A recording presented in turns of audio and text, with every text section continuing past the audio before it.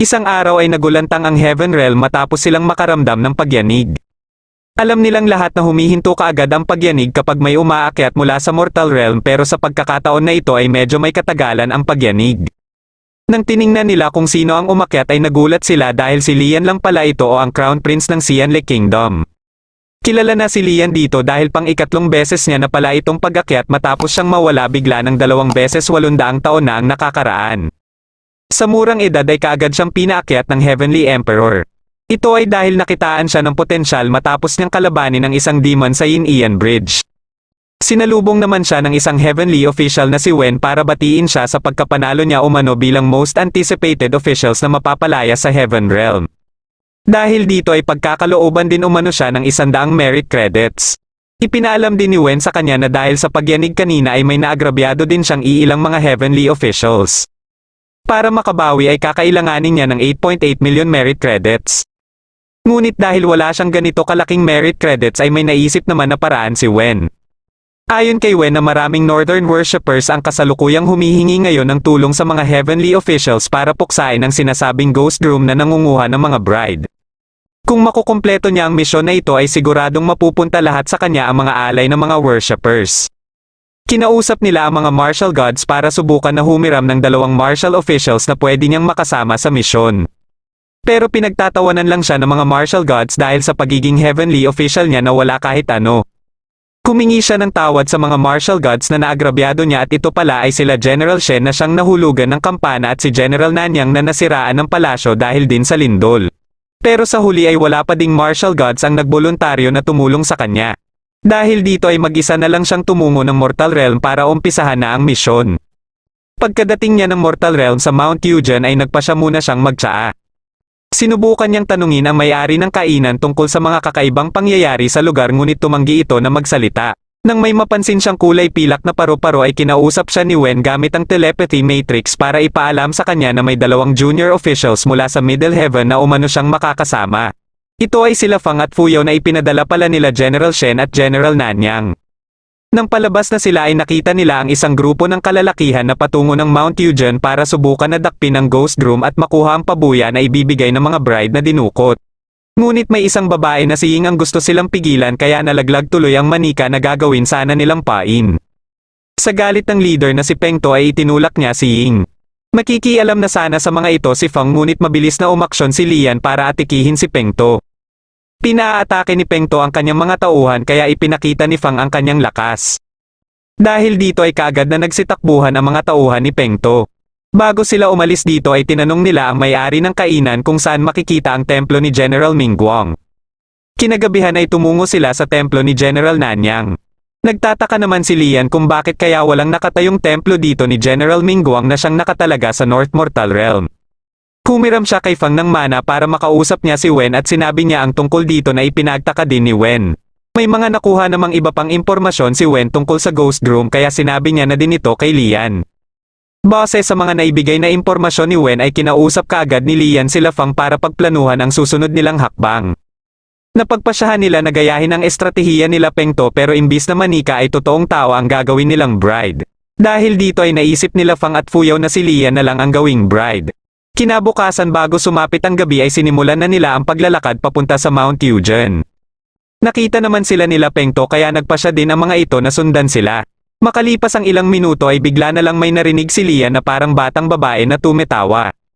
Pero hindi ito marinig nila Fang kaya naisip kaagad ni Lian na sa kanya lang ito pinaparinig. Ilang sandali lang ay biglang nagpakita sa kanila ang mga lobo. Nilabanan ito nila Fang at Fuyao pero nang maubos na nila ang mga ito ay nagsilabasan naman ang mga nakakatakot na nilalang na parang mga zombie.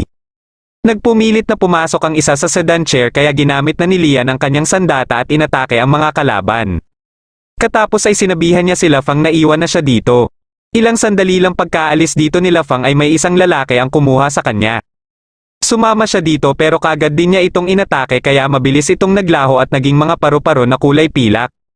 Napaisip siya kung iyon na ba ang hinahanap nilang ghost room. Ilang sandali lang ay may bumalik na isang paru-paro.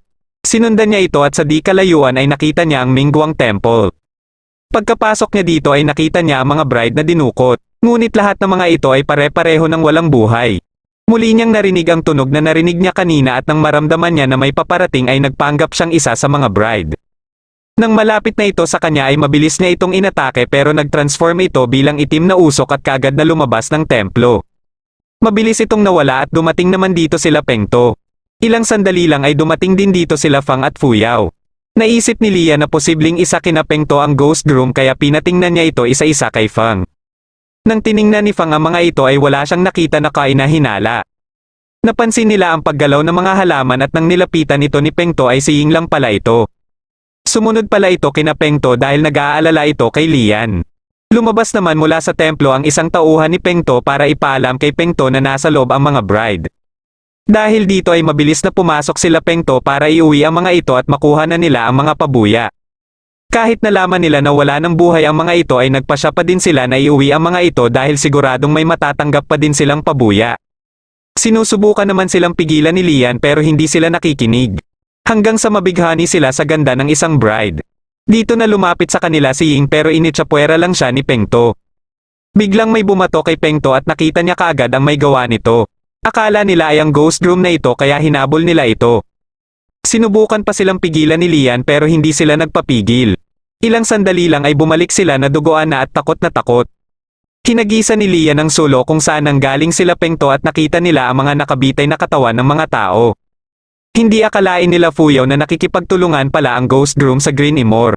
Isa din itong ghost na may cultivation level na malapit na sa devastation at ang paborito nitong trick ay ang pagsasabit ng mga kalansay na pabaliktad. Dito na nabanggit ni Lian ang tungkol sa lalaki na kumuha sa kanya kanina nung nasa sedan chair pa siya. Dahil may kutob sila na baka ito ang Green Imor ay nagpasya si Fuyao na bumalik ng Heaven Realm para ipaalam ang tungkol dito. Dumating dito ang isang tauhan ni Pengto kasama ang isang binata na balot ng bendahe ang mukha. Akala nila ay ito na ang ghost groom pero pinagpipilitan ni Ying na wala umano itong kinalaman. Ayaw namang magpatalo ni Pengto kaya inatake na ito ni Lian. Makalipas ang ilang minuto ay sinubukan ni Lian na tanungin ang binata tungkol sa mga kalansay na nakabitay ngunit parang natakot lang ito. Para hindi ito masyadong paghinalaan ay ikwenento na ni Ying kung paano niya ito nakilala. Dati niya itong tinulungan pero dahil binubugbog lang ito ng kanilang mga kanayon ay pinabalik niya na lang ito sa kagubatan. Akala ng marami ay ito ang ghost groom pero wala itong katotohanan. Matapos marinig ni Lian ang kwento ni Ying ay humiram siya ng mana kay Fang at bumalik sila sa Mingguang Temple. Ngunit pagkapasok nila ng templo ay kinuha na pala ng ibang tauhan ni Pengto ang mga bride. May kutob si Lian na hindi lang 17 ang bride na andito kanina kundi 18 at ang isa sa mga ito ay ang hinahanap nilang ghost groom na nagpanggap din bilang bride katulad ng ginawa niya kanina. Kung pagtatagpi-tagpiin nila ang mga impormasyon at mga napapansin nila sa templo ay masasabi niyang parang may selos o galit ang salarin sa mga dinukot nitong bride. Bigla silang nakarinig ng sigaw kaya dali-dali silang lumabas. Nagsimula na palang umatake ang mga bride at nang makita ito nila Lian ay ginamit niya ang kanyang sandata para mailigtas sila Ying. Ngunit dumating naman dito ang ibang tauhan ni Pengto dahilan para sila tuloy ang pinaghahabol ng mga bride. Pinasundan nito ni Lian kay Fang at siya naman ang humarap sa mga bride na naiwan. Muli niyang ginamit ang kanyang sandata para gumawa ng barrier at pinapasok niya sila Ying dito. Habang kinakalaban niya ang mga bride ay kinakausap din niya si Wen. Tinanong niya ito kung may nakarelasyon ba si General Mingguang. Nang tiningnan ni Wen ang buhay ni General Mingguang nung isa pa itong tao ay nakarelasyon nito ang general ng kalaban na si Jin. Ikwenento ni Wen kung paano nagkakilala ang dalawang general ngunit ilang sandali lang ay inatake na si Lian ng itim na usok. Nang magpakita na si Jin ay paulit-ulit itong nagtanong kay Lian kung bakit hindi umano si General Mingguang ang pumunta dito. Nalaman din ni Lian na pinagtaksilan pala nito ang sarili niyang bansa para lang kay General Mingguang. Nang magising si Pengto ay pilit naman itong hinila ang kaibigan ni Ying palabas ng barrier. Kaya nang mapansin ito ni Jin ay kaagad itong inatake ni Jin. Nagpatuloy ito sa pagwawala sa templo at sinusubukan itong pekalmeyan ni Lian pero siya naman ang inatake nito. Kaagad na kumilo si Ying para subukan na iligtas si Lian ngunit inatake din siya ni Jin. Ginamit ni Lian ang kanyang sandata para igapos si Jin at katapos ay nilapitan niya si Ying. Nakausap pa niya saglit si Ying at katapos ay binawian na din ito ng buhay. Nagawa ni Jin na makawala sa pagkakagapos at sinugod si Lian. Tatapatan sana ito ni Lian ang biglang may tumunog na kampana sa kalangitan dahilan para mapahinto si Jin kaya nadakip muli siya ni Lian. May dumating palang reinforcement at ito ay sa pamumuno ni General Pei Jr. Akala ni Jin ay si General Mingguang na ito ngunit descendant lang pala ito ni General Mingguang. Dinala nila General Pei Jr. si Jean para ikulong bilang kaparusahan sa mga kasalanan na ginawa nito. Nalulungkot naman si Lian para sa mga nadamay na mga inosenteng tao katulad kay Ying at sa mga bride. Pagsikat ng araw ay bumalik na din dito si Fuyao na may mga kasama din para tulungan sila na tanggalin ang mga kalansay sa puno. Katapos ay sinamahan nila ang kaibigan ni Ying para mailibing si Ying. Nang mapansin ni Lian ang sugat sa ulo nito ay pinatanggal niya ang bendahe nito. Dito niya na nalaman na may peklat pala ito ng multi-phase epidemic. Hindi siya makapaniwala na nananatili pa pala ang sakit na ito hanggang sa ngayon na dapat ay nawala na kasabay ng pagbagsak ng Xianle Kingdom. Nang hahawakan niya na sana ito ay tumakbo ito palayo sa kanya. Hindi din makapaniwala sila Fuyao dito pero sigurado si Lian na isang multi-phase epidemic ang kanyang nakita. Nagpasya sila na bumalik na ng Heaven Realm para maipaalam din nila ito kay Wen. Nang maipaalam niya na ito kay Wen ay sinigurado ni Wen na susubaybayan nila ang kaibigan ni Ying. Katapos ay kinausap nila ang mga martial gods para naman mapag-usapan ang tungkol sa pagtutulungan nila Jin at ng Green Imor o ni Kirong. Bukod dito ay may mga katanungan din si Lian sa mga martial gods. Una niyang natanong ay ang tungkol sa child spirit na kumakanta na siya lang ang tanging nakakarinig. Pero kahit isa sa mga martial gods ay walang alam tungkol dito kaya sinabi na lang ni Wen na iimbestigahan nila ito. Sunod na tinanong ni Lian ay tungkol sa lalaki na kumukontrol ng mga paru-paro na kulay pilak. Naisip kaagad ng mga martial gods na si Huacheng ang tinutukoy ni Lian. Ayon sa mga ito ay isa si Huacheng sa 4 Ghost Kings o 4 Devils. Isa din sa mga ito si Kirong pero siya ang pinakamahina sa 4. Kabilang din dito ang Black Imor ngunit dahil minsan lang itong masilayan ay walang masyadong datos ang Heaven Realm sa kanya. Ang isa naman ay ang White Calamity na siyang si Huaxiang pala kaya biglang nanginig sa galit si Lian. Ito ay dahil si Huaxiang ang dahilan sa pagbagsak ng Xianle Kingdom. At ang pang-apat naman ay ang nagbibigay palagi ng sakit ng ulo sa Heaven Realm na si Huacheng o kilala din sa tawag na Crimson Rain Saltflower. Ayon kina General Shen at General Nanyang ay hinamon nito ang 35 heavenly officials sa duelo. Sa 33 heavenly officials na tumanggap sa hamon ay pare-pareho itong tinalo ni Huacheng. Katapos ay sinunog din ito ang mga templo ng mga heavenly officials sa Mortal Realm na tinalo nito na naging dahilan din sa pagbagsak ng mga heavenly officials. Biglang may nagtanong kay Lian kung ano umano ang ginawa ni Huacheng sa kanya. Nang sinabi ni Lian na parang ginabayan siya nito sa tamang daan ay nagulat ang mga martial gods. Dahil dalawa sa 4 devils ang nagpakita ay minabuti nila na mas pagtuunan ito ng pansin dahil baka may pinaplano ang mga ito. Isa-isa nang umalis ang mga martial gods at bago makaalis sila General Shen at General Nanyang ay pinasalamatan muna sila ni Lian. Makalipas ang ilang araw ay pinuntahan ni Lian si Wen para itanong ang tungkol sa 8.8 million merit credits na utang niya. Binati siya ni Wen at mayroon umano itong magandang balita. Dahil napunta sa kanya ang mga offerings sa isinagawa niyang misyon sa Mount Yujian ay wala na siyang utang ngayon. Kaya sinabi niya na din na may balak siyang bumalik muli ng Mortal Realm para magtayo ng templo dito para sa kanyang sarili. Nang paalis na sana siya ay binalaan siya ni Wen na mag-ingat kay Huacheng dahil posibleng magkita umano sila ulit. Pagkadating niya ng Mortal Realm ay napili niya ang isang abandonadong bahay para magsilbi niyang templo. Para maayos ito ay pumunta siya sa kalapit na nayon para subukan na manghingi ng mga bagay na pwede pa niyang magamit. Marami-rami din siyang nakuha at nang pabalik na siya ng templo ay nakisakay na lang siya. Habang nasa biyahe sila ay isa-isa niyang binasa ang mga scroll na nahingi niya. Hanggang sa mapansin niya ang isang scroll na tumutukoy sa kanya. Nang binasa niya ito ay bigla naman siyang may narinig na nagsalita. Nakita niya ang isang lalaki na nagpakilala sa kanya sa pangalang Sanlang. Marami itong nabanggit tungkol sa mga Diyos kaya napahanga siya. Dahil dito ay naisip niya na tanungin naman ito tungkol sa mga ghosts. Naisip niyang itanong ang tungkol kay Huacheng at sa inaasahan niya ay kilala din ito si Huacheng. Nabanggit ni Sanlang ang lahat na nalalaman niya tungkol kay Huacheng kabilang na ang dahilan kung bakit may suot itong eye patch. Makalipas ang ilang oras habang nasa kalagitnaan sila ng kagubatan ay bigla na lang huminto ang kalabaw. Ito pala ay dahil may kasalubong silang mga multo. Dahil dito ay kaagad na ginamit ni Lian ang kanyang sandata para lumikha ng barrier at para hindi din sila makita. Katapos ay pinatulog niya muna ang matanda para sigurado na walang mag-iingay sa kanila. Pagkalampas ng mga multo ay kaagad din silang nagpatuloy. Ngunit hindi pa man sila nakakalayo ay napansin sila ng mga multo kaya pinatakbo ng mabilis ni Lian ang kalabaw. Pero kahit sobrang bilis na nila ay nagawa pa din silang maabutan. Pagkaatake ng mga ito ay tinitigan lang ito ni Sanlang at kaagad na nagsitakbuhan ang mga ito. Dahil nagtaka si Lian ay sinabihan na lang siya ni Sanlang na baka umano natakot sa kanya ang mga multo. Nagpatuloy sila hanggang sa makarating na sila sa templo ni Lian. Nang malaman ni Lian na wala pang matutuluyan si Sanlang ay inalok niya na lang ito na manatili muna sa kanyang templo. Tinanggap naman ni Sanlang ang kanyang alok at katapos ay dito niya na din ginising ang matanda. Kinabukasan ng umaga ay nagulat si Lian nang makita ang painting sa altar. Gawa pala ito ni Sanlang kaya nagpasalamat siya dito. Makalipas ang ilang oras ay nakita naman siya ni Sanlang na naglalagay ng mga talisman sa kurtina na pangontra sa mga multo at evil spirits dahil wala pa itong pinto. Dahil dito ay naisipan ni Huacheng na gumawa na din ng pinto. Katapos ay tinulungan na din niya si Lian na ayusin ang iba pang sira sa templo. Dumating dito ang matanda na may dala-dalang pagkain at may mga kasama din ito. Sinabi pala nito sa iba ang mga nangyari kagabi kaya naengganyo tuloy ang mga ito na manalangin sa templo ni Lian. Ilang sandali lang ay may mga dumating naman dito para humingi ng tulong kay Lian. May kasama silang matanda na bigla na lang umanong sumulpot at nababahala sila dahil nag-aagaw buhay ito.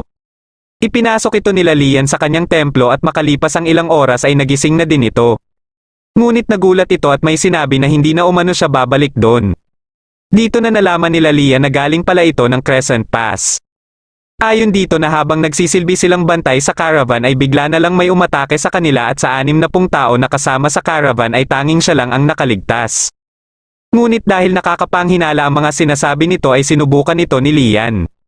Pagkainom nito ng tubig ay hinawakan ito ni Lian dahil alam niya na hindi ito kayang uminom ng tubig. Sinubukan nitong kalabanin si Lian hanggang sa mapilitan na itong ipakita ang totoo nitong anyo. Nang tatakas na sana ito ay kaagad naman itong inatake ni Sanlang. Isa lang pala itong puppet at dahil bukod sa naitago nito ang kanyang ghost aura ay napigilan din nito ang talisman sa pinto ay masasabi ni Sanlang na makapangyarihan ang kumokontrol dito. Kinausap ni Lian si Wen para tanungin ito tungkol sa Crescent Pass pero naabutan din niya ang ibang heavenly officials na abala. Ayon kay Wen ay bumalik na umano ang Windmaster at namigay ito ng merit credits. Sinamantala ni Lian ang pagkakataon na ito para tanungin na din ang mga heavenly officials na nandito tungkol sa Crescent Pass. Ngunit napatigil lang saglit ang mga ito at ni isa sa kanila ay walang sumagot sa tanong niya. Napatanong si Wen sa kanya kung bakit niya naitanong ang tungkol sa Crescent Pass at nang may kwento niya ang nangyari sa Mortal Realm ay iminungkahi ni Wen sa kanya na mas mabuti umano kung umiwas na lang siya dito.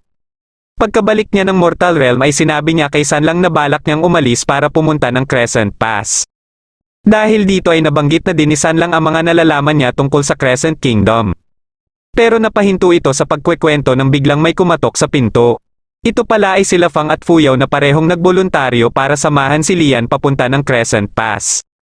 Nang mapansin nila si Sanlang ay kaagad silang pumasok dahil baka isa itong kalaban. Nalaman ni Sanlang na sila ang nagsisilbing assistant ni Lian kaya sinubukan niyang pagwalisin si Fuyaw.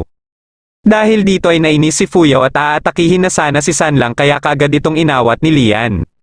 Nagawa ni Lian na mapakalma ang mga ito kaya sinimulan na din ni Fang ang paggawa ng teleportation formation. Nang matapos na si Fang ay kaagad din silang pumasok dito. Hindi na sila nagsayang pa ng oras at inumpisahan na ang paglalakad papunta ng Crescent Kingdom. Makalipas ang ilang oras ay napadaan na sila sa Crescent Pass. Ilang sandali lang ay may nakita silang bahay kaya pinuntahan ito ni Sanlang para tingnan. Muling kinausap nila Fuyaw si Lian para tanungin ito tungkol kay Sanlang. Nababahala sila na baka delikado si Sanlang pero ayon naman kay Lian na sinubukan niya na umano si Sanlang pero wala siyang nakita na kahina-hinala dito. Nang makumpirma ni Sanlang na pwede silang magpahinga sa bahay ay nagpasya sila Fang at Fuyaw na muli itong subukan sa kanilang pamamaraan. Pagkapasok nila sa bahay ay inumpisahan nila kaagad ang kanilang plano kay Sanlang. Gusto nilang makasigurado kung hindi ba isang ghost si Sanlang. Ngunit kahit anong gawin nila ay naiisahan lang sila ni Sanlang. Ilang sandali lang ay napansin ni Lian na parang may tumatakbo sa kalagitnaan ng sandstorm. Tiningnan nila ng mabuti ang mga ito at nakumpirma nila na mga babae ang mga ito. Habang pinagmamasdan nila ang mga ito ay nagulat si Lian na parang ngumiti sa kanya ang isa sa mga ito. Nagpasya si Lian na sundan ang mga ito ngunit pagkalabas nila ay napansin ni Lian na hindi ordinaryong sandstorm ang nararanasan nila kaya naisip niya na posibleng may kumokontrol dito. Habang pinag-iisipan pa nila kung tutuloy ba sila o sisilong muna ay bigla na lang tinangay si Lian ng buhawi. Ginamit niya ang kanyang sandata at nagawa itong mahawakan ni Sanlang. Matapos niya itong atali sa kanyang sarili ay kinuha naman niya sila Fang at Fuyaw para hindi na sila magkahiwa-hiwalay. Nahulog sila malapit sa kuweba kaya dali-dali silang pumasok dito. Napansin naman ni San lang na parang malalim ang iniisip ni Lian kaya sinabi na ni Lian sa kanila ang kutob niya na posibleng isang Imperial Preceptor ang babae na nakipagtitigan sa kanya. Dahil dito ay napaisip na din sila na baka plano talaga ng mga ito na pigilan sila na makapunta ng Crescent Kingdom. Nagpasya sila Fang at Fuyaw na galugarin ang buong kuweba at ilang sandali lang ay may nakita silang mga tao. Ayon sa isa sa mga ito ay mga vendor lang umano sila na dadaan lang din dito at napilitan na sumilong muna dahil sa sandstorm. Dahil nagtataka sila San lang kung bakit dumaan pa din sila dito kahit na may bali-balita na maraming nasasawi dito ay sinabi ng tindero na basta umano may maaasahan lang silang gagabay sa kanila ay makakalampas sila dito ng ligtas. Nagpasya sila Lian na dito na lang din magpahinga habang hinihintay nila ang pagtigil ng sandstorm. Ilang sandali lang ay napansin ni San lang na may nakaukit na mga letra sa inuupo ang stone tablet ni Lian.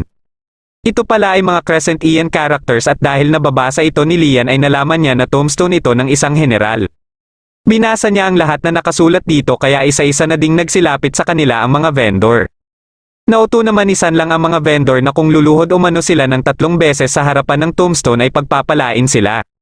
Dahil dito ay kaagad na lumuhod ang mga ito ngunit biglang may nakitang ahas ang isa sa kanila. Pagka-atake nito ay dumiretso ito kay San lang at nang mahawakan nito ni San lang ay umatake naman ang buntot nito. Isa pala itong scorpion-tailed snake na kilalang naninirahan sa Crescent Kingdom. Dito na nila napagtanto na napapalibutan na pala sila ng mga katulad din nito. Inatake ito nila Fang at Fuyaw at mabilis silang lumabas ng kuweba. Ngunit nang makalabas na sila ay bigla namang bumagsak ang isa sa mga vendor at nalaman nila na nakagat pala ito. Ayon sa tagagabay nila na si Levi ay 4 na oras lang umano ang itinatagal ng isang tao kapag nakagat ito ng scorpion-tailed snake. Binigyan muna ito ng gamot ni Fang para mapahaba pa ang buhay nito ng 24 na oras. Ayon kay San lang na may antidote ang kagat ng scorpion-tailed snake na isang herb at tinatawag itong crescent fern. Ngunit ang herb na ito ay matatagpuan lang sa Crescent Kingdom. Naisip naman ni Lian na baka ang venom ng scorpion-tailed snake ang pakay ng Crescent Imperial Preceptor kaya sinubukan niyang kausapin si Wen. Pero hindi siya makapasok sa telepathic matrix at nang sinubukan ito nila Fang at Fuyaw ay hindi din sila makapasok. Bigla namang may umataking scorpion-tailed snake kay San lang at buti na lang ay mabilis itong nahawakan ni Lian. Ngunit hindi nabantayan ni Lian ang buntot nito kaya kaagad na tiningnan ni San lang ang kanyang kamay. Pinadugo ito ni San lang para masipsip niya ang venom at hindi na kumalat pa. Katapos ay ginamit ni San lang ang kanyang kapangyarihan para iligpit na ng tuluyan ang scorpion-tailed snake. Sinabi ni Lian sa mga vendor na kukuha sila ng crescent fern sa Crescent Kingdom pero kailangan umano nila si Levi para gumabay sa kanila. Bilang kapalit ay may iwan naman si Fuyaw para magbantay muna dito. Kaagad na lumakad sila Lian at pagsapit ng gabi ay nakarating na sila sa Crescent Kingdom. Ilang sandali lang ay naramdaman ni Lian na may paparating kaya mabilis silang nagtago. Ito pala ay ang 2 babae na hinihinala nilang mga Crescent Imperial Preceptor. Ngunit biglang naramdaman ng isa sa mga ito na may iba pang tao sa paligid.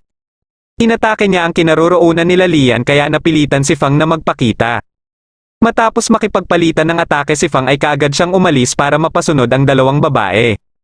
Ito ay para mabigyan ng pagkakataon sila Lian na maipagpatuloy din ang paghahanap sa crescent fern. Matapos nilang mailigtas si Levi ay tinanong ito ni Lian kung alam ba umano niya kung saan matatagpuan ang crescent fern. Ngunit hindi din pala ito alam ni Levi kaya sinabi na ni San lang ang hinala niya na posibleng matatagpuan ito sa Royal Palace. Kagad silang tumungo sa Royal Palace at nang hinahanap na nila ang halaman na ito ay nakita ni Lian ang bata na kasamahan ng mga vendor. Kasama din ito ang iba pang vendor dahil sumunod pala ang mga ito sa kanila. Ilang sandali lang ay may nahanap ng crescent fern si San lang at sinubukan nila ito kay Lian. Dahil sa paggaling kaagad ng sugat ni Lian ay kaagad na kumilos ang mga vendor para maghanap din. Habang naghahanap na ang mga ito ay bigla na lang silang nakarinig ng sigaw. Nagtataka silang lahat dahil wala namang may sumigaw sa kanila. Nasa damuhan pala ito at nang tiningnan ito ni Lian ay may nakita siyang ulo na nakabaon. Ayon dito na hindi umano siya dapat katakutan dahil isa din umano siyang tao. Kaya sa kagustuhan ng isang vendor na makakuha ng crescent fern ay sinubukan niyang pumitas ngunit bigla siyang inatake ng taong nakabaon. Susubukan na sana itong atikihin ni Lian nang bigla namang may umatake sa kanya. Nakita nila sa taas ang isang ghost at umano'y general ng Crescent Kingdom na si Millstone at nagsidatingan din dito ang iba pang mga kawal ng Crescent Kingdom.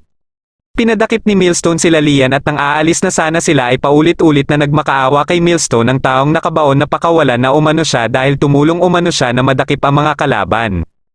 Ngunit tinatake lang siya ni Millstone at kaagad na nagkawatak-watak ang kanyang mga buto kaya dito niya na nalaman ang katotohanan sa kanyang kalagayan. Dinala sila Lian sa Sinner's Pit kung saan isinasagawa ang pagpaparusa sa mga kalaban.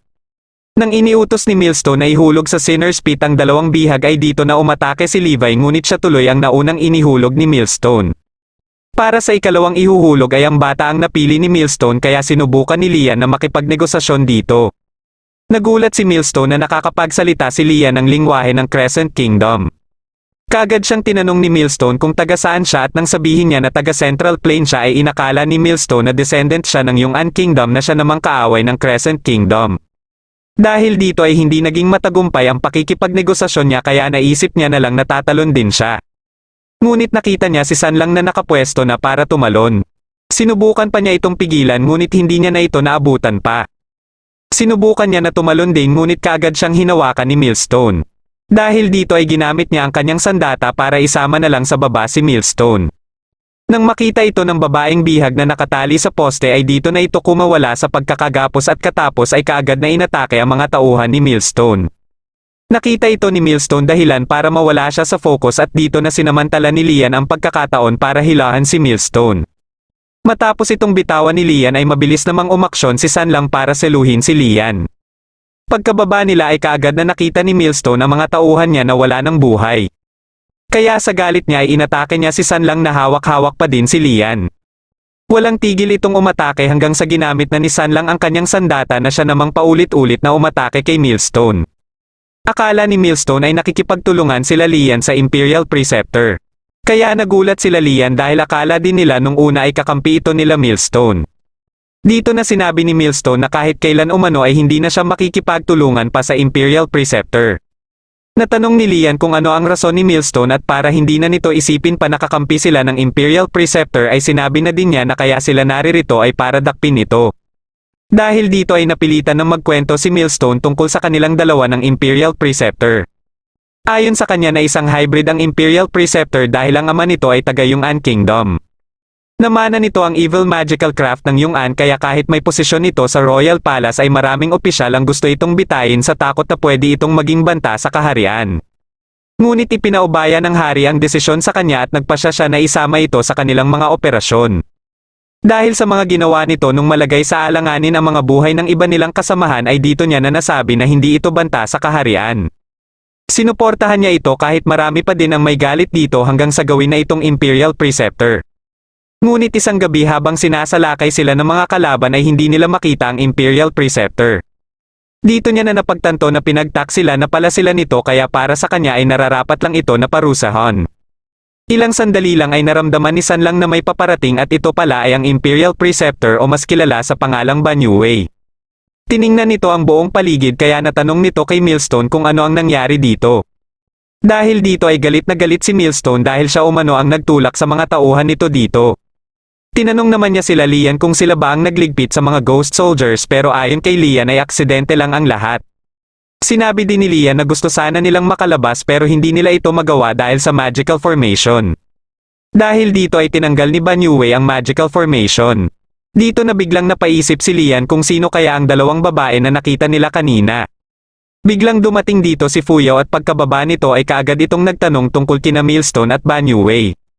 Dito na sinamantala ni Millstone ang pagkakataon para atikihin si Banyu Wei. Gustong-gusto niya na maipaghiganti ang kanyang mga kasamahan kaya walang tigil niya itong inatake. Ngunit ayon naman kay Banyu Wei ay hindi na umano niya nakokontrol ang mga scorpion-tailed snake. Nang ililigpit na sana ito ni Millstone ay kaagad na umaksyon si Lian para pigilan si Millstone. Nang hinawakan ni Banyu Wei ang kamay ni Lian ay napalingon si Lian kaya dito na ito nakilala ni Lian.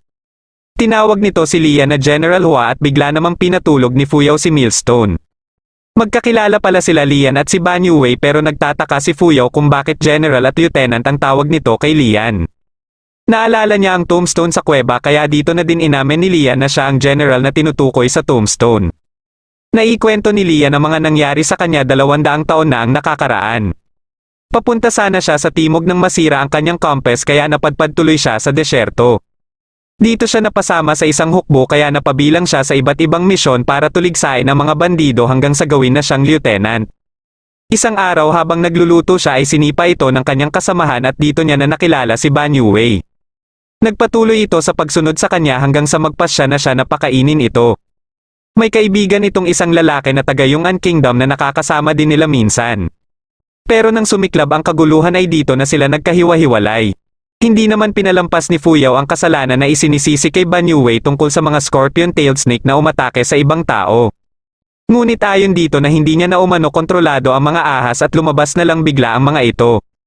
Kahit anong paliwanag niya ay dinakip pa din siya ni Fu Yao at gayon din si Millstone. Nang aalis na sana sila ay bigla na lang nagsidatingan dito ang mga ahas. Sinubukan itong kontrolin ni Ban Yue ngunit mas lalo lang dumami ang mga ito at ang iba ay sa taas pa nang galing.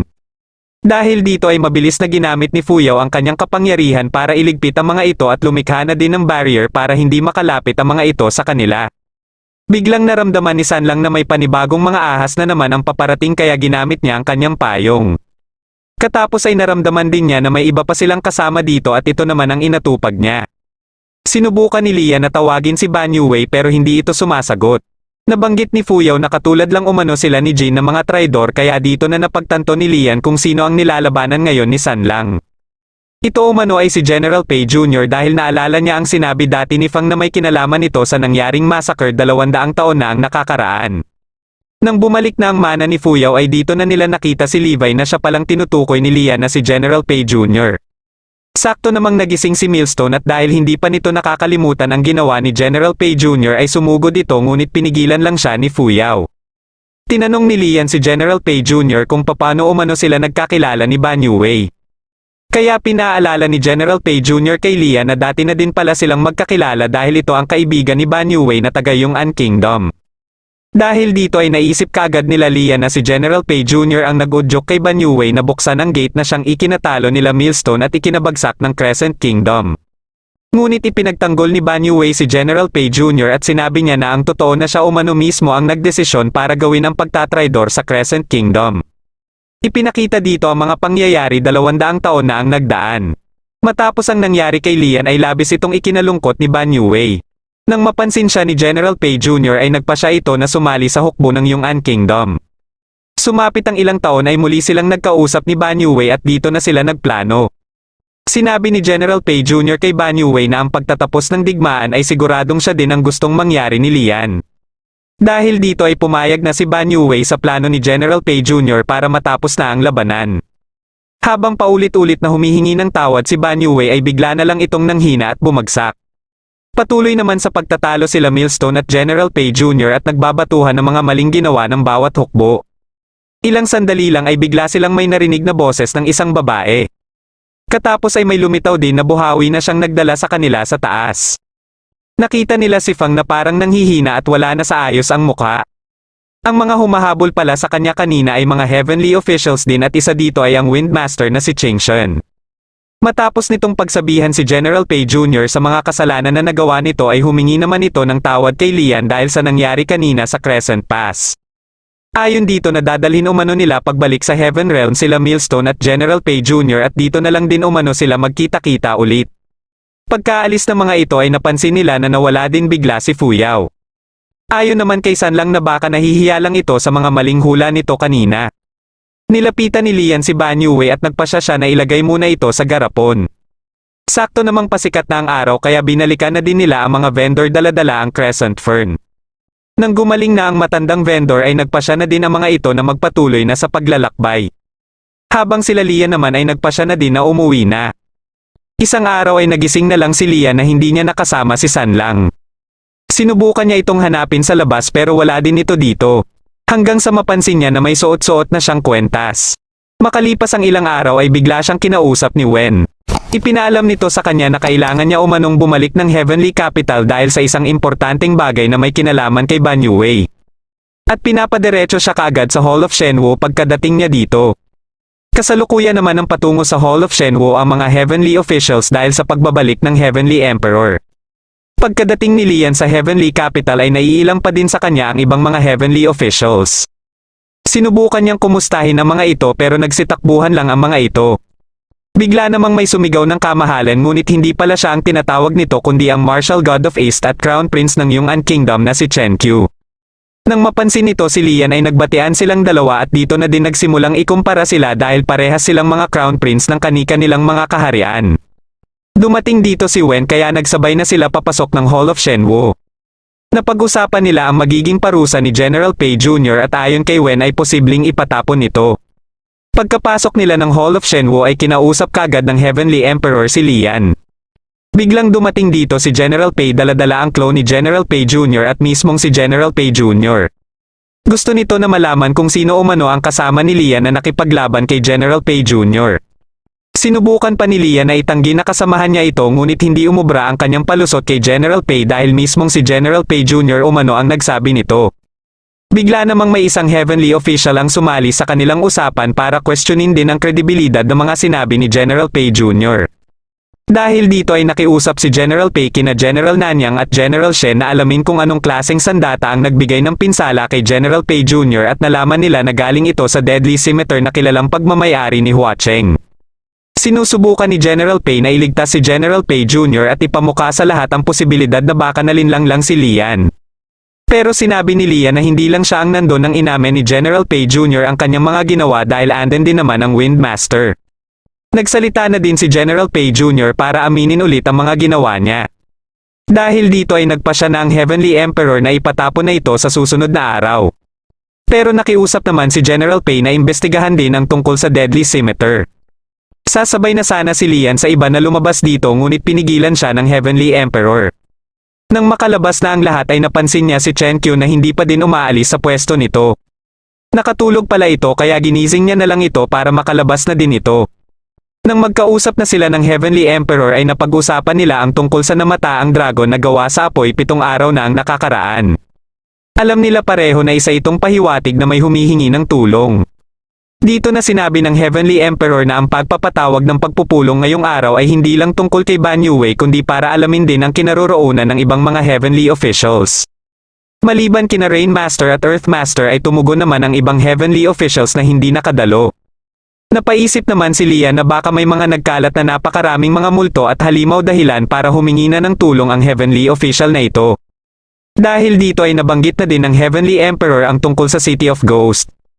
Ang pagkakaalam ni Lian ay matatagpuan ito sa pagitan ng Yin at Yang at siya ding pinakamaunlad na lugar sa Ghost Realm. Plano ng Heavenly Emperor na maghanap ng heavenly official na pwedeng pumunta dito para mag-imbestiga. Nagboluntaryo si Lian sa misyon na ito kahit alam din niya na si Hua Cheng ang namumuno dito ngayon. Pero ayon sa Heavenly Emperor na posibleng makasama niya dito si Chen Qiu dahil sakop nito ang silangan at minabuti na din nito na ipasama sa kanya ang Windmaster. Katapos ng kanilang usapan ay pinagpahinga muna siya sa bagong ipinagawang Xianle Palace para sa kanya. Ilang minuto lang pagkadating niya dito ay dumating naman dito ang heavenly official na nagtanggol sa kanya kanina kay General Pei. Niyaya siya nito na bumaba na umano sila ngunit sinabi niya na hinihintay pa niya ang Windmaster. Kaya nagpakilala na ito bilang ang Windmaster na ikinagulat naman niya dahil isa pala talaga itong lalaki na nag-disguise lang sa anyong babae. Habang naglalakad na sila patungo ng City of Ghost ay muling nagpalit ng anyo ang Windmaster bilang isang babae. Dahil nagtaka si Lian bakit bigla itong nagpalit ng anyo kaya sinabi nito na mas malakas umano ang kanyang magical power sa ganitong anyo. Kinagabihan ay nakita nila ang mga babaeng multo na patungo ng City of Ghost kaya sumabay na sila sa mga ito. Pagkadating nila ng City of Ghost ay hindi na malaya ni Lian na nahiwalay na pala siya sa Windmaster habang natutulala siya sa kanyang mga nakikita. Makalipas ang ilang minuto na paglalakad ay nakarating siya sa isang sugalan. Nang papasok na siya dito ay nilapitan siya ng isang babae para tanungin siya kung maglalaro din ba umano siya. Sinabi niya na titingin lang sana siya dahil wala siyang perang dala ngunit ayon sa babae na karamihan umano sa mga naglalaro dito ay hindi gumagamit ng pera. Isinama siya nito sa loob kung saan andito din pala si Hua Cheng. Dahil dito ay naramdaman niya na nag-react ang suot-suot niyang kwentas. Nakita niya ang isang manlalaro na gustong isugal ang kanyang kamay ngunit biglang nagsalita si Hua Cheng para tanggihan ito. Napalingon siya sa taas dahil alam niya na kay San lang ang boses na nagsalita. Nagtaka ang manlalaro kung bakit ang iba ay pinayagang itaya ang ibang parte ng kanilang katawan. Sumagot ang tauhan ni Hua Cheng na wala namang pakinabang ang kanyang kamay dahil hindi siya isang craftsman o kilalang doktor. Dahil dito ay itinaya na lang ng manlalaro ang 10 taong buhay ng kanyang anak. Pumayag dito si Hua Cheng at buti na lang ay sinuwerte pa ang manlalaro. Muli itong tumaya at sa pagkakataon na ito ay dinagdagan pa niya ang kanyang taya ng 20 taon ng kanyang anak kasama na ang future marriage nito. Dumating dito ang Windmaster na bumalik na sa anyong lalaki dahil sa mga pinaggagawa umano sa kanya ng mga multo na nakasabayan nila kanina. Ipinaalam din nito na magkikita umano sila ni Chen Qiu dito. Nang sisilipan na sana ng manlalaro ang resulta ng mga dice ay bigla na lang may umatake sa mesa. Ito pala ay kagagawa ni Chen Qiu kaya namroblema tuloy sila Lian dahil baka makilala ito bilang isang heavenly official. Nang magsalita si Hua Cheng ay dito na nalaman ng Windmaster na andito pala si Hua Cheng dahilan para mas mamroblema pa ito. Ngunit alam na pala ni Hua Cheng na isang heavenly official si Chen Qiu at dito na nagsimulang umatake si Chen Qiu gamit ang malaking mesa. Madali lang itong naibalik ni Hua Cheng at nang ibinalik muli ito ni Chen Qiu ay dito na ito dinurog ni Hua Cheng. Ilalabas na sana ni Chen Qiu ang totoo niyang kapangyarihan ngunit napigilan ito ni Hua Cheng kaya nakontrol na siya nito. Naisip ni Hua Cheng na gawing papremyo si Chen Qiu sa sinumang maswerte na mananalo kontra sa kanya. Dahil dito ay nagpasya na lang sila Lian na tumaya para mabawi si Chen Qiu. Itinaya nila sa dice ang pinakamababang lalabas ngunit kabaliktaran naman ang nangyari. Ipinaanunsyo naman ni Hua Cheng sa kanyang tauhan na pwede umano siyang makipaglaro ng ilang rounds. Kaya kaagad na nagboluntaryo si Lian kung pwede pa siyang sumubok. Pinalapit siya ng tauhan ni Hua Cheng para paalugin na ang mga dice.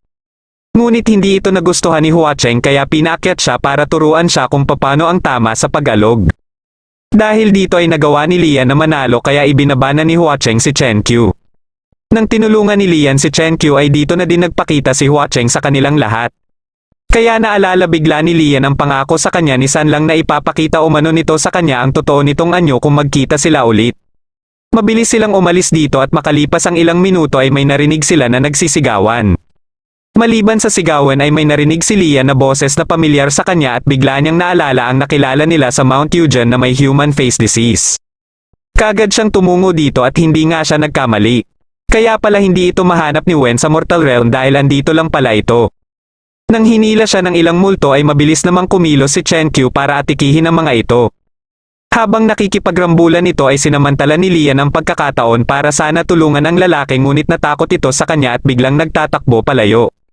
Para mahabol ito ay napilitan siyang atikihin ang mga nakaharang sa kanya. Ngunit habang hinahabol niya na ito ay may nabangga siya at nagalit ito sa kanya dahilan para mapunta sa kanya ang atensyon ng mga nakapaligid sa kanila. Kagad siyang napalibutan ngunit bigla namang dumating dito ang isang Waining Moon officer para sabihan siya na gusto umano siyang imbitahan ng Lord of the City. Habang patungo na sila sa Paradise Manor kung saan naroroon si Hua Cheng ay napansin niya ang curse shackle sa kamay ng Waining Moon officer. Pagkadating nila sa Paradise Manor ay naabutan niya si Hua Cheng na naglalaro ng hall na yari sa gold foil na siya ding kadalasang nilalaro niya dati sa Xianle Palace. Ngunit biglang sinira ni Hua Cheng ang binubuo niya at katapos ay kinausap na nito si Lian. Sinubukan naman ni Lian na isauli ang kwentas na naiwan nito pero nagpasya si Hua Cheng na ipaubaya na ito sa kanya. Sinamantala niya na din ang pagkakataon na ito para humingi ng tulong na hanapin ang lalaki na hinahabol niya kanina. Kaagad na sinunod ni Hua Cheng ang kanyang pakiusap at pinahanap ito sa Waining Moon officer. Habang naghihintay sila ay napag-usapan na din nila ang mga nangyari kanina sa sugalan. Ayon kay Hua Cheng ay hindi na bago sa kanya na may mga heavenly officials na pumupunta dito. Wala siyang pakialam dito basta hindi lang gumawa ng gulo ang mga ito. Makalipas lang din ang ilang minuto ay nahanap na ng Waining Moon officer ang pinapahanap ni Lian. Natatakot pa din ito kay Lian pero napansin ni Lian na nagugutom ito kaya kagad niya itong pinakain. Katapos nitong kumain ay ginamot naman ni Lian ang human face disease nito. Natanong ni Lian kung dati din ba itong taga Xianle Kingdom pero sumagot ito na galing umano siya ng Yungan Kingdom kaya dito na naalala ni Lian ang masalimuot na nangyari sa Xianle Kingdom at bigla siyang napatanong kung nakita ba nito ang White Cloak Calamity. Naisip ni Hua Cheng na baka pagod na si Lian kaya pinakuha niya muna ang lalaki. Ilang sandali lang ay naramdaman naman niya na may nanggugulo sa labas kaya nagpaalam muna siya kay Lian. Akala ni Lian ay sila Chen Qiu ito kaya gusto niya sanang sumama ngunit ayon kay Hua Cheng ay hindi umano ito sila Chen Qiu. Makalipas ang ilang minuto pagkaalis ni Hua Cheng ay biglang naalala ni Lian ang kanilang misyon. Lalabas na sana siya nang makita niya ang Waining Moon officer. Dahil hindi pa din siya mapakali sa curse shackle na nakita niya dito ay nagpasya siya na sundan ito. Pagkadating nito sa harap ng isang kwarto ay may ginamit itong dice at katapos ay pumasok na ito sa kwarto. Nang binuksan niya ang pinasukan nitong kwarto ay wala na ito dito kaya naisip niya na may spell lock ang pinto. May hinala siya na may kinalaman ang dalawang dice para mag-iba ang destinasyon sa kabilang bahagi ng pinto. Nang pabalik na siya ay nakasalubong naman niya si Hua Cheng. Dahil dito ay nagdahilan na lang siya na balak niya sanang puntahan ang lalaki na may human face disease. Nagpa siya naman si Hua Cheng na isama siya dahil mayroon umano itong gustong ipakita sa kanya. Habang naglalakad na sila patungo dito ay napatanong na din siya tungkol sa inesikaso kanina ni Hua Cheng sa labas. Ayon kay Hua Cheng ay mga alagad umano ito ng Green Imor o ni Kirong na gusto lang manggulo. Pagkadating nila sa sinasabi ni Hua Cheng ay nakita niya dito ang iba't ibang klase ng mga sandata. Dahil dito ay nabanggit niya na din ang tungkol sa kilalang sandata ni Hua Cheng na Deadly Scimitar. Kaya nalaman niya na ito pala ang palaging daladala na sandata ni Hua Cheng na may mata. Pagkabalik nila ng Paradise Manor ay muling kinausap ni Lian ang lalaki na may human face disease. Dahil hindi nito matandaan ang kanyang pangalan ay nagpa siya si Lian na pangalanan itong Ying. Dumating dito ang mga alalay ni Hua Cheng para maghatid ng mga pagkain. Napansin niya ang isa sa mga ito at kaagad niyang napagtanto na ito ang Windmaster. Kaya makalipas lang ang ilang segundo pagkapasok niya sa silid na ipinaghanda para sa kanya ay binisita siya kaagad ng Windmaster. Nalaman pala nito na inimbitahan siya sa Paradise Manor kaya nabahala ito sa kanyang kaligtasan. Sinabi naman ni Lian ang tungkol sa nadiskubre niya kanina ngunit kakailanganin niya dito ng swerte. Pinuntahan nila ang kwarto na pinasukan ng Wei ng Moon Officer at ginamit din dito ang dalawang dice na hiniram ni Lian kay Hua Cheng. Kaya pagkabukas nila ng pinto ay ibang silid na din ang napasukan nila. Natanong naman ni Lian sa Windmaster kung may kilala itong mga heavenly officials na na-demote. Ito ay dahil sa curse shackle na nakita niya sa Wei ng Moon Officer na posibleng dati ding heavenly official na na-demote lang. Makalipas ang ilang minuto na paglalakad ay narating na nila ang pinakadulo.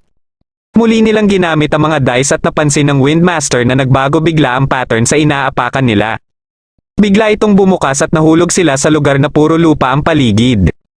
Naisip nila na baka nagkamali sila sa numero kaya mali ang napuntahan nila. At dahil nawala na din ang pinto na pinanggalingan nila ay nagpasya na lang sila na maghanap ulit ng pinto. Ngunit habang naghahanap na sila ay bigla naman silang nakaramdam ng pagyanig kaya dali-dali silang tumakbo. Dahil pala ito sa mga halimaw at nagawa silang maabutan ng mga ito. Gumamit sila ng apoy para habang lumalayo sila sa mga ito ay hindi sila basta-basta atikihin. Hanggang sa may maapakan silang stone door kaya kaagad nilang ginamit ang mga dice. Sa pagkakataon na ito ay nahulog naman sila sa lugar na puro naman mga halaman ang paligid. Pagkalabas nila dito ay isa pala itong malaking puno. Bigla namang nagpakita sa kanila ang isang grupo ng mga katutubo. Dahil bawal sa kanila na gumamit ng magic power sa mga tao ay tinakbuhan na lang nila ang mga ito. Hanggang sa matamaan ng bala ng pana ang muka ng Windmaster na labis ikinagalit nito. Dahil dito ay hindi na ito nakapagpigil pa at inatake ang mga katutubo. Sakto namang nasa kinaroroonan na pala sila ng stone door. Nang pinasok nila ito ay nakaamoy sila ng dugo at may nakita silang tao sa unahan. Kagad itong nilapitan ng Windmaster at hindi nga siya nagkamali sa kanyang kutob. Dahil ito pala ang Earthmaster at matalik niyang kaibigan. Dito lang naalala ni Lian na ito pala ang babaeng kasama dati ng Windmaster nung magkita-kita sila dati sa Mortal Realm. Dahil nahanap na nila ang kanilang pakay dito ay kaagad din silang umalis para maghanap ng daanan palabas. Ilang sandali lang ay nahulog sila ngunit sakto ito sa silid ni Hua Cheng at andito din si Ying. Nang mahulog ang Windmaster at Earthmaster ay mabilis niyang itinulak si Hua Cheng. Magpapaliwanag sana siya dito ngunit sinabihan naman siya ng Windmaster sa posibilidad na baka may kinalaman ito sa nangyari sa Earthmaster. Nang malaman ni Hua Cheng na ang Earthmaster na tinutukoy ng Windmaster ay ang karga-karga nito ay sinabi niya na din na ghost messenger niya ito ng 10 taon. Bagamat may hinala na siya dati na isa itong heavenly official ay wala pa din siyang matibay na ebidensya dito. Hanggang sa magkita sila sa Mortal Realm kaya dito niya na ito nasigurado. Naintindihan naman kaagad ni Lian ang sitwasyon at sinubukan na makiusap kay Hua Cheng. Pero pinayuhan lang siya nito na wag masyadong makialam sa ibang bagay. Dito na nagsimulang umatake ang Windmaster ngunit nang matapos ito ay ginantihan naman sila ni Hua Cheng gamit din ang pamaypay nito. Ilang sandali lang ay dumating na din dito si Chen Qiu na kaagad umatake kay Hua Cheng. Pagkaatake nito muli ay bigla na lang may lumitaw na liwanag at katapos ay mabilis na lumikha si Lian ng apoy para magkaroon sila ng pagkakataon na makatakas. Nang makalabas na sila ay hinawakan ng Windmaster ang balikat ni Lian na puno na pala ng dugo. Dito niya na napagtanto na si Lian pala ang dahilan kaya napigilan sila Hua Cheng at Chen Qiu. Pagkadating nila ng Heaven Realm ay kaagad silang dumiretso sa Hall of Shenwu para humingi ng tulong sa ibang heavenly officials na pagalingin ang Earth Master at si Lian. Naunang dumating dito si General Nanyang na sinundan naman ni General Shen. Habang sinusuri ni General Nanyang si Lian ay si General Shen naman ang nag-asikaso sa Earth Master. Napansin naman ni Lian na parang kanina patahimik si Chen Qiu. Nang hahawakan niya na sana ito ay kaagad siyang pinigilan nito at katapos ay tinawag siyang Imperial Preceptor. Ang tinutukoy niya ay ang Imperial Preceptor Fangzin ng Yunnan Kingdom. Naguguluhan naman ang iba kung paano naging Imperial Preceptor ng Yunnan Kingdom si Lian. Dumating dito si Wen at ipinaliwanag sa kanila na ang Imperial Preceptor Fangzin ang dahilan umano sa masalimuot na sinapit sa Golden Fist ng Yunnan Imperial Family. Pero ito din ang nagligtas at naging mentor ni Chen Qiu bago ang pangyayaring ito. Natanong naman ng Wind Master kung bakit ngayon lang nakilala ni Chen Qiu si Lian bilang Imperial Preceptor. Kaya sumagot si General Pei na dahil ito sa palaging nakasuot ng maskara ang Imperial Preceptor Fangzin. Naisip ng iba na baka naghihiganti ang Imperial Preceptor sa pagkawazek ng Xianle Kingdom. Dumating dito ang Heavenly Emperor at katapos nitong ipakuha ang Earth Master ay ginamot naman nito ang sugat ni Lian. Pagkaupo nito ay sinimulan ng ipaliwanag ni Chen Qiu ang kanilang sitwasyon. Humingi ito ng pahintulot sa Heavenly Emperor na payagan silang magduelo ni Lian.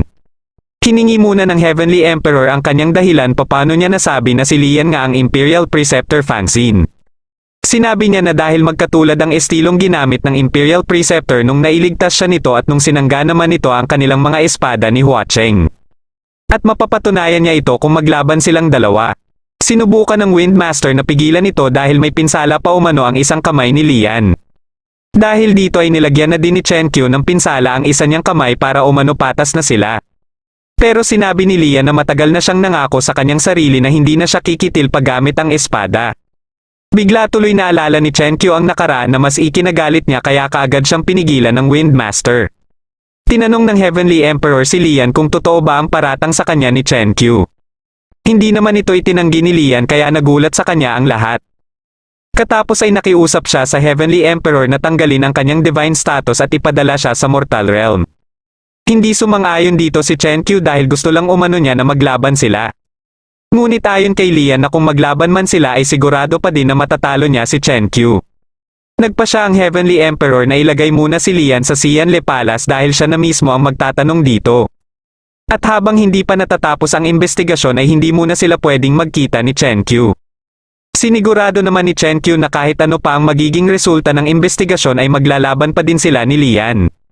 Bago tumungo si Lian ng Xianle Palace ay nakiusap muna siya sa Wind Master na asikasuhin na lang si Ying. Pagkadating niya ng Xianle Palace ay naalala niya na nasa kanya pa pala ang mga dice na hiniram niya kay Hua Cheng. Sinubukan niya itong gamitin at nakuha niya ang pinakamababang numero. Biglang dumating dito si General Shen at may ibinigay itong gamot kay Lian. Ilang sandali lang ay dumating din dito si General Nanyang para klaruhin ang mga sinabi kanina ni Lian. Kaya muling nilinaw ni Lian na totoo lahat ang mga sinabi niya kanina sa Hall of Shenwu. Napansin ni General Shen ang reaksyon ng mukha ni General Nanyang kaya inasar niya ito. Hindi na nakapagtimpi si General Nanyang dahilan para masuntok niya si General Shen. Dahil dito ay nagsuntukan silang dalawa kaya lumabas na lang ng silid si Lian. Dito niya na nakita ang pagbukas ng pinto sa harapan niya na naglabas ng mga paro-paro at inatake sila General Shen at General Nanyang. Nagulat sila dahil hindi inaatake ng mga paro-paro si Lian. Katapos ay bigla itong hinila ni Hua Cheng kaya mabilis silang kumilos papunta sa mga ito. Ngunit hindi na sila umabot dahil mabilis na naisara ni Hua Cheng ang pinto. Kaagad nilang ginamit ang telepathic matrix para ipaalam kay Wen ang tungkol sa nangyari. Para hindi na mabahala ang mga ito ay sumali na din sa usapan si Lian. Ngunit sinamantala naman ni Hua Cheng ang pagkakataon na ito para kausapin silang lahat. Hinamon sila nito sa mga gusto umanong sumunod dahil handa ito na makipaglaban. Pagkaalis nila sa telepathic matrix ay namumroblema pa din sila General Nanyang kung paano bubuksan ang pinto kaya tinulungan na sila ng Wind Master. Kaagad silang lumikha ng mga dice kaya nagawa na nila itong mabuksan. Ngunit ibang numero ang kanilang nakuha dahilan para mapunta sila sa ibang lugar. Iba't ibang lugar ang kanilang napuntahan kaya muli na naman silang nag-away. Habang ang ibang mga heavenly officials naman na nakakarinig sa kanila ay pinagtatawanan lang sila. Bigla namang may bumagsak na espada sa kinaroroonan nila Lian na kagagawan pala ni Chen Qiu. Ang espada na ito ay ang Fangzin na pagmamayari ni Lian dati. Binunat ni Lian ang espada na ito at nagpa siya na pagbigyan ang gusto ni Chen Qiu. Walang kaalam-alam si Chen Qiu na may iba palang binabalak si Lian. Kaya pagka-atake niya ay bigla na lang siyang napahinto dahil sa sandata ni Lian. Mabilis siyang pinyuluputan nito na hindi niya na napigilan pa. Dahil dito ay talo na umano siya pero hindi niya ito matanggap dahil ang kanilang mga espada lang dapat ang kanilang gagamitin sa labanan. Katwiran ni Lian ay hindi naman umano niya ito sinabi bago pa sila mag-umpisa. Kaya humingi na lang siya ng rason sa ginawa ni Lian sa kanyang pamilya. Sa araw pa umano ng mismong kaarawan niya nangyari ang mga iyon. Sa isip-isip niya ay baka gusto din ni Lian na maranasan niya ang mga mapait din na naranasan nito. Pero nanindigan siya na kahit kailan ay hindi siya magiging kagaya kay Lian. Biglang natawa si Lian at sinabihan si Chen Qiu na dapat umano nitong tandaan ang mga sinabi nito. Dito na nagpa siya si Hua Cheng na gawing manika si Chen Qiu dahil balak niya itong dalhin sa pupuntahan nila. Ginamit niya ang dice para mapunta sila sa lugar na tinutukoy niya at ito ay sa isang kuweba. Ilang minuto ang makalipas pagkapasok nila dito ay nakasalubong nila ang mga multo na may mga kandila sa ulo. Nagtaka si Lian na hindi sila pinaghinalaan ng mga ito kaya pagkatingin niya kay Hua Cheng ay dito niya na nalaman ang dahilan. Nag-disguise din pala silang mga kauri ng mga ito at ayon kay Hua Cheng ay ito umano ang estilo ni Kirong. Dito na nalaman ni Lian na kaya sila nandito ay para hanapin si Kirong. Gusto niya sana na ibalik na ni Hua Cheng sa dati si Chen Qiu para makaalis na ito at hindi madamay. Ngunit hindi pumayag si Hua Cheng dahil meron umano siyang gustong ipakilala kay Chen Qiu. Naisip ni Lian na baka gusto ni Hua Cheng na pagharapin sila Chen Qiu at Kirong pero nagtataka siya kung ano kaya ang koneksyon ng dalawang ito. Ilang sandali lang ay nakita nila ang mga tao na nakatali at hinihila ng mga multo. Nagkunwari sila na kasama dito para hindi sila mahalata habang nakasunod sila. Nang makarating sila sa pinakadulo ng kuweba ay nagtaka si Lian sa naging reaksyon ni Hua Cheng. Kaya nang tiningnan niya din ang tinitingnan nito ay nagulat siya dahil ang sarili niya pala itong estatwa. Pagkadating dito ni Kirong ay ipinaalam kaagad sa kanya ang sinapit ng iba nilang kasamahan sa kamay ni Hua Cheng. Maliban dito ay nakaengkwentro din umano ng iba si General Pei Jr. at hindi din nakaligtas ang mga ito. Katapos ay nalaman din nila Lian ang ginawang kalokohan ng mga ito sa mga templo ng ibang heavenly officials at sa pagpapakalat ng mga maling balita para mag-away-away ang ibang heavenly officials. Ilang sandali lang ay sinimulan na ng mga ito na pumili ng tao para dalhin kay Kirong. Nang pipiliin na sana ang batang babae ay dito na kumilo si Hua Cheng. Hindi siya nakilala ni Kirong dahil nasa anyo siya bilang si San lang. Sinabi niya na may taga Xianli Kingdom dito ngunit hindi naniwala sa kanya si Kirong at sa halip ay sinipa lang nito ang estatwa papunta sa kanya. Binanggit niya ang pangalang Lord Anli kaya natawa si Kirong dahil alam nito na matagal na itong patay. Nang matanong ni Hua Cheng kung sino ang nagligpit dito ay inutusan na ni Kirong ang kanyang mga alagad para umatake. Ngunit bago pa nila ito magawa ay mabilis na nilapitan ni Hua Cheng si Kirong para iuntog ang ulo nito sa sahig. Sa takot ng mga alagad ni Kirong ay mabilis na nagsitakbuhan ang mga ito. Kinuha naman ni Lian ang bata para masigurado ang kaligtasan nito. Muling iniuntog ni Hua Cheng si Kirong at dito na nasira ang maskara nito. Dito na din nagpalit ng anyo si Hua Cheng sa totoo niyang anyo kaya nagulat si Kirong paano ito nakapasok dito. Muli nitong itinanong kung paano namatay si Lord Anli pero lumapit dito si Lian para pakalmahin ito. Matapos nitong maibaba si Kirong ay hindi naman akalain ni Lian na tatanggalan siya nito ng kakayahan para makapagsalita. Katapos ay nilapitan nito si Kirong na nagbabalak ng tumakas. Uuntugin sana muli nito ang ulo ni Kirong kaya napilitan na si Kirong na banggitin ang pangalan ni Chen Qiu na siya umanong nagligpit kay Lord Anli. Dahil dito ay nagpumilit na si Chen Qiu na lumabas sa damit ni Lian at dito na siya ibinalik sa anyong tao. Itinanggi nito ang mga sinabi ni Kirong dahil hindi umano niya magagawang iligpit si Lord Anli sapagkat kaibigan niya ito. Ang paniniwala nito ay nasawi si Lord Anli dahil sa sakit ngunit alam ni Kirong na hindi ito totoo. Dito na nagsimulang magsalita si Kirong sa kanyang mga nalalaman na taliwas sa mga paniniwala ni Chen Qiu. Nalaman ni Chen Qiu na ginamit pala ni Kirong si Lord Anli para makakuha ng impormasyon sa loob ng Yong'an Palace para sa binabalak niya sa Golden Feast. Inakala naman ni Chen Qiu na kasabwat ni Lord Anli ang Imperial Preceptor ngunit itinanggi ito ni Kirong. Dito na napagtanto ni Chen Qiu na mali ata ang pinagbintangan niya. Alam din pala ni Kirong ang ginawa niya sa Imperial Preceptor kaya natawa ito na maling tao ang niligpit niya. Kaagad na tinanong ni Chen Qiu si Lian kung bakit hindi ito nagsabi ng totoo. Ibinalik ni Hua Cheng ang boses ni Lian pero kinontra ni Lian ang mga sinabi ni Kirong. Pinipilit niya pa din na siya ang may kagagawan sa Golden Fist at nakita naman umano ito ng dalawang mata ni Chen Qiu. Ilang sandali lang ay nakilala na ni Kirong si Lian at tinawag niya itong pinsan. Katapos ay napatawa ito ng malakas dahil hindi nito inaasahan na si Lian pala ang Imperial Preceptor Fang Xin. Muling nabalik ang kanilang usapan sa kung paano nasawi si Lord Anli. Ayon kay Kirong na nung sinuri niya ang katawan ni Lord Anli ay nakita niya ang mga organs nito na sirang-sira na parang kagagawan ng napakatalas na espada. Pero wala itong bakas ng pinsala at patuloy lang sa paglalabas ng dugo ang bibig nito. Ngayon ay alam niya na kung sino ang may kagagawan nito at ito ay si Lian. Ipinakita dito ang mga pangyayari bago ang Golden Feast. Habang nasa labas sila Lian ay nakita nila ang isang babae na inagawan ng petaka. Kaagad naman silang kumilos para habulin ang mandurukot. Nang maaabutan na ito ni Chen Qiu ay ginamit niya ang kanyang espada at nasapul ito. Pero nang kinuha niya ang petaka ay sinubukan pa ng mandurukot na samantalahin ang pagkakataon para magpanggap na inaapi siya ng isang yungan. Ngunit nang makita ng matanda ang petaka na hawak-hawak ni Chen Qiu ay hinampes niya ng kanyang baston ang mandurukot. Nakikilala pala niya ang petaka na ito dahil pagmamayari ito ng kanyang apo. Nagalit tuloy ang mga mamamayan kaya dinala nila ang mandurukot para ipakulong. Pagsapit ng gabi ay dumating dito si Kirong at ito pala ay dahil bibisitahin niya si Lord Anli na tuwang-tuwa matapos siyang makita. Kaya pagsapit ng araw ng Golden Feast ay nakahanda na ang kanilang mga alagad para sa kanilang plano. Bagamat hindi maganda ang turing ng mga kamag-anak ng hari kay Lord Anli ay kabaliktaran naman ito sa mismong hari at sa reyna. Nang mag-umpisa na ang pagdiriwang ay unti-unti na ding umeepekto ang kapangyarihan ni Kirong sa kanilang mga tauhan. Hanggang sa magulat na lang ang lahat sa biglaang pagtigil ng tugtog.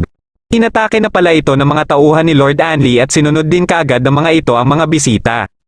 Sinubukan ng hari at ng reyna na lumabas dito ngunit hindi nila alam na aatakihin pala ni Lord Anli ang hari na mabilis namang sinangga ng reyna pero dumiretso pa din ang espada sa hari. Pagkadating dito ni Lian ay nagtaka siya na sobrang tahimik sa loob. Nang binuksan niya ang pinto ay nagulat siya sa kanyang nakita. Aatakihin niya na sana si Lord Anli ngunit napansin niya na buhay pa ang hari. Matapos niya itong ibangon ay nagpasya siya na tumawag ng Imperial Physician ngunit pinigilan siya ng hari dahil hindi na umano ito magtatagal pa. Sa halip ay humingi ito ng pabor na gusto umano nitong ilibing kasama si Lord Anli at ng iba pang mga taga Xianle. Narinig nila ang boses ni Chen Qiu at bago pa nito marinig ang hiling ng hari ay tinuluyan na ni Lian ang hari. Kaya pagkapasok ni Chen Qiu ay naabutan nito ang ginawa ni Lian at inakala na din ito na si Lian ang may gawa ng lahat. Dahil sa kwento ni Kirong ay nalaman na ni Chen Qiu ang katotohanan na hindi pala ang Imperial Preceptor Fang Xin ang umatake sa Golden Feast. Nalaman din niya na si Kirong din ang nagplano para ipaligpit siya nung 12 taong gulang pa lang siya. Gusto ipamukha ni Kirong na kinamumuhian pa din ng mga taga Xianle ang mga taga Yungan. Pero kinukontra ito ni Lian dahil ayaw niya na ito ang paniwalaan ni Chen Qiu. Bumangon si Kirong para muling asarin si Chen Qiu ngunit sa galit ni Chen Qiu ay inatake nito si Kirong. Katapos ay dinala niya ang katawan nito sa kumukulong tubig. Pero alam ni Hua Cheng na isang puppet lang ni Kirong ang nailigpit ni Chen Qiu. Dagdag pa nito na kung gusto umano ni Chen Qiu na iligpit ng tuluyan si Kirong ay kailangan nitong hanapin ang mga labi nito. Nangako si Chen Qiu sa kanyang sarili na hahanapin niya ito para ialay na din sa kanyang mga magulang at katapos ay umalis na ito. Bagamat nagawa ni Hua Cheng ang gusto niya ay hindi pa din sumang-ayon dito si Lian. Mas gusto ni Lian na isisi na lang sa kanya ang lahat para hindi na madamay pa ang nabuong relasyon ng Xianle at Yungan. Muli niyang inalola ang pangyayari nung hinabol niya si Lord Anli. Balak niya sanang ipamukha dito na isang malaking pagkakamali ang ginawa nito pero natuwa lang ito na isa ding taga Xianle ang Imperial Preceptor. Niyaya siya nito na magtulungan para pabagsakin ang Yungan Kingdom. Pero hindi niya na ito hinayaan pa at nagpasya na lang siya na gamitin dito ang kanyang espada. Bago sila umalis dito ay sinira muna ni Lian ang estatwa na ipinagawa ni Kirong. Katapos ay pinuntahan na nila ang mga hostage para pakawalan ang mga ito. Pagkalabas nila ng kuweba ay sinubukan ni Lian na tanungin si Hua Cheng sa totoong katauhan nito. Nararamdaman niya umano na parang naging parte na ito ng kanyang buhay at naisip niya na baka nagkita na sila nung unang ascension niya. Pero binawi din niya kaagad ang kanyang tanong dahil naalala niya na sekreto lang dapat ang totoong pangalan ng mga ito. Ilang sandali lang ay nakita nila ang Windmaster na papalabas din ng kuweba. Nang makita nito si Lian na kasama si Hua Cheng ay mabilis itong lumapit. Kasama pala nito si General Nanyang at kaagad din itong naghanda para kalabanin si Hua Cheng. Biglang naisip ng Windmaster na kailangan niya palang mapanatili ang paniniwala ng ibang heavenly officials na kinidnap ni Hua Cheng si Lian. Kaya gumawa siya ng paraan at kunwaring nakikipagnegosasyon. Nang maipadala niya na sa Spirit Communication Array ang kunwaring naging negosasyon nila ay tinigil na nila ang pagpapanggap. Matapos siyang magpalit ng anyo ay bigla niyang naalala si Chen Qiu. Kaya sinabi na din nila Hua Cheng ang mga nangyari kanina at dito na din kumalma si General Nanyang. Nalaman din ng mga ito na pagmamayari ni Kirong ang kuweba na ito. Nang sinabi ni Lian na pinsan niya si Kirong ay mas lalong namangha ang Windmaster dahil maraming mga kilalang personalidad ang nakapaligid sa kanya.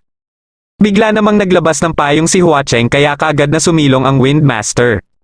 Ito pala ay dahil uulan ng dugo dahilan para maulanan si General Nanyang na hindi sumilong. Pagtila ng ulan ay pinunasan na lang ito ng Windmaster at nagpaalam na din sa kanila si Hua Cheng. Pagkabalik nila ng Heaven Realm ay dumiretso din sila kaagad ng Hall of Shenwu. Naabutan nila na nagpupulong ang ibang mga heavenly officials kasama ang Heavenly Emperor. Pinag-uusapan pa rin ng mga ito ang ginawang pagpasok dito ni Hua Cheng. Ipinaalam naman ni Wen sa Heavenly Emperor ang mensahe ni Chen Qiu. Gusto umano nito na siya lang ang magpatuloy sa pag-iimbestiga tungkol sa nangyari pa din sa Golden Feast. Inatasan ng Heavenly Emperor sila General Nanyang at General Shen na tulungan muna si General Pei sa pagbabantay ng Heavenly Capital para hindi na maulit ang ginawa ni Hua Cheng. Katapos ng pagpupulong ay kinausap ni Lian ang Heavenly Emperor. Dito niya na din sinabi ang lahat at natanong niya naman sa Heavenly Emperor kung ito ba ang nagpadala sa Earthmaster na hindi naman itinanggi ng Heavenly Emperor. Katwiran nito ay si Hua Cheng naman umano ang unang kumilos para kalabanin ang Heaven Realm. Dagdag pa nito na isang patunay lang na may undercover agent dito si Hua Cheng ay dahil nakagawa ito ng daan na magkokonekta sa Heaven Realm at Ghost Realm. Ngunit dahil wala pa siyang konkretong ebidensya dito kaya ipinadala niya sa Ghost Realm ang Earthmaster para mag-imbestiga. At dahil sa mga nangyari ay mas mahihirapan na sila ngayon na tukuyin kung sino ang traidor sa Heaven Realm. Mahirap din sabihin kung iisa lang ba ito o marami sila kaya kahit sino ay posibleng isang traidor. Pinayuhan din ito si Lian na mag-ingat pa din kay Hua Cheng kahit pa maganda ang pakikitungo nito sa kanya at hindi din ipaalam dito ang lahat. Katapos ng kanilang pag-uusap ay bumaba si Lian ng Mortal Realm. Pumunta siya sa kanilang lugar at naalala niya dito ang palagi niyang ginagawa nung bata pa siya. Katapos ay binisita din niya ang libingan ng kanyang mga magulang. Ilang sandali lang ay nakarinig siya ng ingay sa loob ng kabaong ng kanyang ina. Nang binuksan niya ito ay nakita niya ang isang bata na umiiyak. Matapos niya itong ilabas sa kabaong ay bigla naman siyang pinanghinaan ng loob dahil puro abo na lang ang kanyang ina. Dito na may umatake sa kanya pero buti na lang ay nagawa niya itong masangga. Nang mabali niya ang espada ay mabilis niya itong inatake. Tinanong niya ito kung paano ito nakapasok dito at nagulat naman siya nang tinawag itong ama ng bata. Dito niya na naalala si Kirong at hindi nga siya nagkamali dahil sumanib pala ito sa katawan ng ama ng bata. Dahil sa pagmamakaawa ng bata ay napilitan siyang pakawalan ito. Patuloy siyang inasar nito hanggang sa hindi na siya nakapagpigil pa at ginamit na dito ang kanyang espada. Dito na nagtatapos ang huling episode ng Heaven Officials Blessing. Kung nagustuhan mo ang ating kwento ay huwag kakalimutan mag-like at mag-subscribe na din para malalaman mo kaagad kung may bago akong video. Maraming salamat sa panonood at shoutout na din kina